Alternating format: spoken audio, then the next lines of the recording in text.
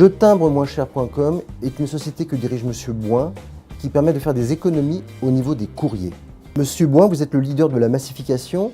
Est-ce que vous pouvez nous expliquer en quoi consiste cette activité? Alors la massification, pour être simple, ça consiste à regrouper les courriers de différentes origines, de les trier et de les déposer en poste dans des contenants déjà triés par destination.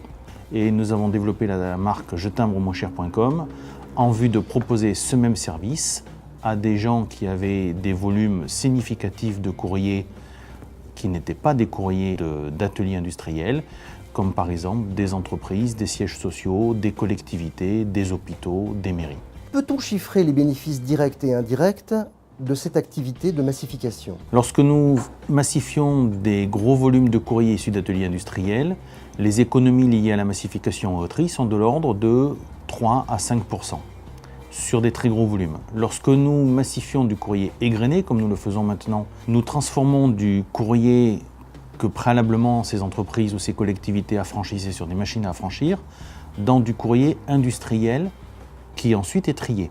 Ces gros volumes de courrier que nous avons grâce à la réunion de tous nos clients nous permettent d'obtenir des économies sur les affranchissements de l'ordre de 40%. Bien entendu, de ces 40%, il va falloir déduire les frais liés à la collecte quotidienne de ces courriers et à notre traitement. Pouvez-vous nous donner des exemples concrets? Une mairie comme la ville de Poissy, qui fait 36 000 habitants dans l'ouest parisien, les économies après quelques mois de fonctionnement sont d'environ 2 000 € par mois net, après avoir déduit les frais de collecte et de traitement chez nous, pour un budget initial de l'ordre de 10 000 € par mois.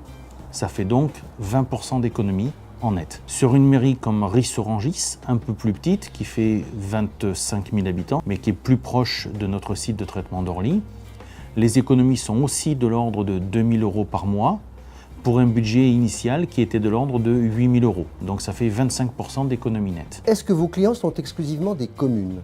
Nos clients, comme je vous le disais tout à l'heure, sont toute organisation qui dépense plus de 50 000 € d'affranchissement par an.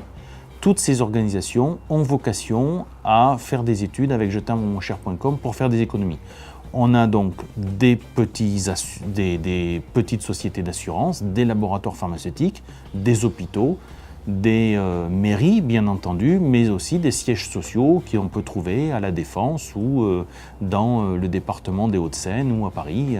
Aujourd'hui, quelles sont vos perspectives de développement? Nous estimons qu'en France, il y a à peu près 120 à 130 000 machines à affranchir installées dans les collectivités, les hôpitaux, les mairies ou les entreprises.